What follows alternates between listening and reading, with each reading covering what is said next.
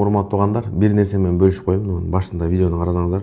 Мындай өкүм чыгардык деп коесуңар ким билет. Мына генералдык прокурор Аида Салянова бет жоктук кылып туруп өзү алмаштырып атат. Ошол бүт мыйзамдарды контролдоп отурчу аял ошолчу. Кеп Садыр Жапаровду соттогон Аида Салянова жөнүндө болмокчу. Өз пикиримди айтып коеюн деп атам. Президент айкөлдүк кылыптыр. Негизи сени бирөө урза, сен аны бир жолу урсаң, бул адилеттүүлүк да. Бирок сени бирөө урду, сен аны урбай кечирип койдуң, бул айкөлдүүлүк. Президентибиз айкөлдүк кылып Аида Салянованы чакырып, эски кеткендердин баарын унутуп, аны жөн эле чакырбастан шахмат федерациянын президенти кылып коюптур.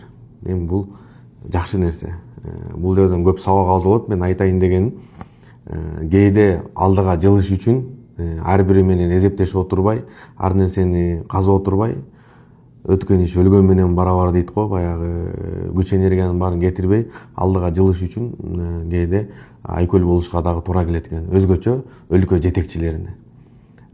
Аскар Акаевдин кезин убагында, Аскар Акаев кеткенден кийин Бакиев келди. Бакиев келип, ушу күч энергиясынын баарын ушу Текебаев менен согушуп жүрүп, ушу эзимде бир видеода аэропорттон ошо наркотик салып сумкасын алып, Польшага, Венгрияга учуп барып, кыскасы ал менен ызычы болуп, бунун күч энергиясы деле ошо менен кетип калды. Ал кеткенден кийин, анан кийин Атамбаев келди. Атамбаев келди дагы парламентский управление ушулар менен такташып отурам деп сурогу 5 эле жыл көз ачып жумганча өтүп кетет өзүчү. 1 мегайт эткенче уже азыр 5 жылдык убактын 5 айда эле өтүп кеткендей болот да. Убактысынын баары ушу менен кетип калды. Назарбаев менен согушуп атты, граница казактарды айтып, канчаны кашайтып, кыскасы убактысынын баары ошо менен кетип калды деп ойлойм да, бул менин жеке пикирим. Андан кийин эми Сооронбай Шарипович келди. Баш картайып калганда ал деле кашайтып тиги эмеде кой ташта жатып алып, согушуп атып, буну ызычы кылып, күч энергиясынын баарын алып койду, иштетпеди байкуштучу. Бардын жакшы жактарым бар го, мен мындай айтып отум да. Негизи айтыш керек эле, давай бүгүнгө чейин мен ишти келдим, бияктан башкасынын баардыгы кечирилет, мындан кийинкиси ким кутура турган болсо наказание алат. Ассаламу алейкум, жалпы кыргыз элим. Сиздерден жардам сурап кайрылып жатамын. 3 баланын жалгыз бой энесимин. Ортончу балам Умар 6 жашта, диагнозу ДЦП, врожденный паралич. Кайдыгер карабаган кыргыз элим. Уулум Умарга жардам бериңиздер. Балдарыңыздар оорубасын. Жараткан Аллах Таала өзүнөн башка эч кимге муктаж кылбасын суранамын. Уулум Умардын жок дегенде отуруп калышына жардам бериңиздер. Балам жок дегенде өзүнүн тамагын өзү ичкенге жардам бериңиздер, суранамын. Уулум Умарды таштабаңыздар.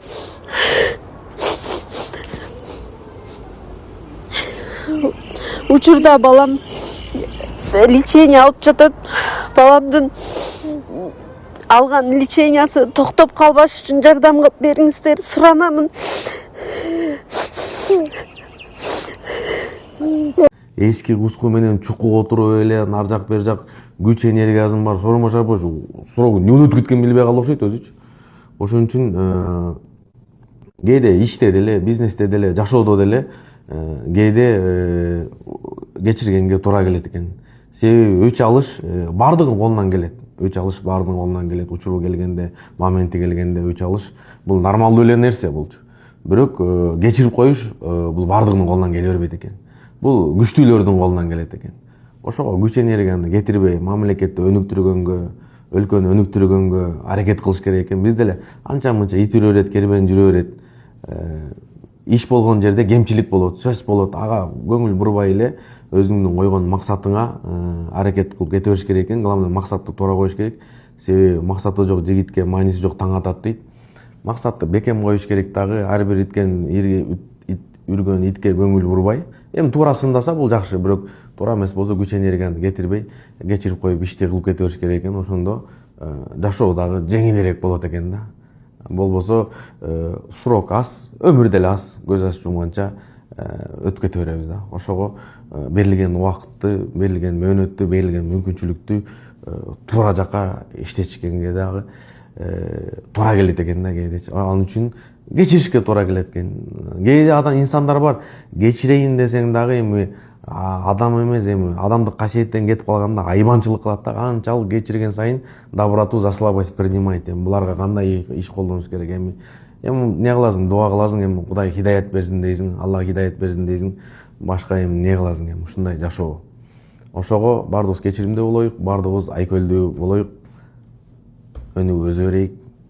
Кечирген бул эң күчтүүлөрдүн колунан келе турган сыпат туугандар. Дагы бир жолу кайталап айтайын. Ассаламу алейкум, урматтуу мекендештер, кандайсыздар, жакшысыздарбы? Сот да бүттү, ошентип Кыдыр Шаевич почти свободада, мындайча айтканда акталгандай эле болду да эмичи. Ошол элдин баары айтып атканда камалат, бул киши камалат. Бул статья менен сөзсүз камалыш керек депчи. Бирок камалган жок, үй камагына. Бул почти что мындай үй камагы деген ал акталды дегендей эле да. Бул статья мененчи. Бул статья менен далай кесилип кеткен. Карапайым эле иштейби закон? Карапайым деле камап сала береби дегендерге дагы бир жооп да. Карапайым ушул мына ушул жооп. А киши бир аз эмгек сиңирген экен, өтө гумандуу мамиле кылды да. Ошол эмгегин баалап койду деп атам да. Ошо эмгегин баалап туруп анан бошотуп койду го.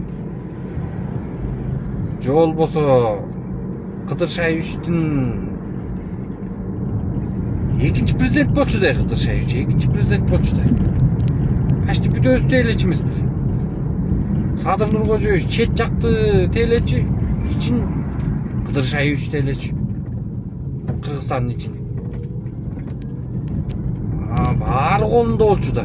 Мунун ким түйүнө жетти? Биринчи жана 75 кызаккал учурду сен президент болосуң деп. Үчүнчүсү жанагы экинчиси жанагы баласы. Үчүнчүсү жанагы иниси. Жолотпош керек болчу. Жана Шайырбек Ташиев келбей эле койсо болмок да. Политикага башында айттым деп туруп анан мандатын тапшырбай койду деп туруп эле депутат болуп келгенде эле ушул түйүнө жетет деген элдин баары айткан ошол. Ошол түйүнө жетти да. Барып туруп нефти базаны басып алды. Өзбекстан эмес эме Тажикстанга каалагандай нефтини сатты. Элдин баары ошто балдардын баары айтып калган да уже Ташиев жердин баарын басып алды деп. Тиги баласынан барып бата албасаң ишиң жүрбөйт деп. Ошон үчүн Садыр Нуркожоевич эч кимди жолотпой атыптыр дей. Жакындарынан эч кимди жолотпойт. Жанында жүргөн балдарды дагы дажычы эмнеге жумушу жок деп ойлочубуз да. Анан барган эле мекенчил балдардан барса эле жумуштан алып ыргытылат. Садыр Нуркожоевич айткандай, мен эч кимге жегизбейм, өзүм жебейм деген да. Так что Садыр Нуркожоевичтин политикасы оюңарды жазгылачы. Бул жакта өтө тоңкий да. Эл арасында ар кандай сөздөр айтыла берет экен, кандай болгон күндө да галстык кылып койду. Камап салса азыр эмне кылат элек? Эч ким эчтеке кыла албайт болчу. Оңой эмес дей. Эмне? Кантип бирдеме дей аласың, урдап атса тиякта. Факты менен чыгып атса, 600 киши жазып атса заявленияны. Эмне дей аласың? Эчтеке дей албайсың. Ыйлаган киши көп. Көбүнүн канын ичип койгон да. Жана мазелин барычы топтошуп алып. Кыдыр Шаевичтин башын ошолор жеди. Вазелини бүт баары. Анан узуну. Булар элди каракчылык кылбады, тоношподу буларчы. Мен ушуну айтса ишенчү эмесмин негизи башындачы. Бирок факты да. чыкты да мунун баарычы аягындачы. Камалганда дагы чыкмак. Мындан коркуп отурушат. Дагы эмне болуп кетер экен я. Президент менен ташип сүйлөшүп алып, ушул ишти кылбай элеби дегендер толтура азырчы. Бирок Садыр Нуркожоевич өтө гумандуу кылып койду. Почти бошоткондой эле дей. Үй камагында бүтөт ал үй камагы деле. Оюңарды жазгылашы.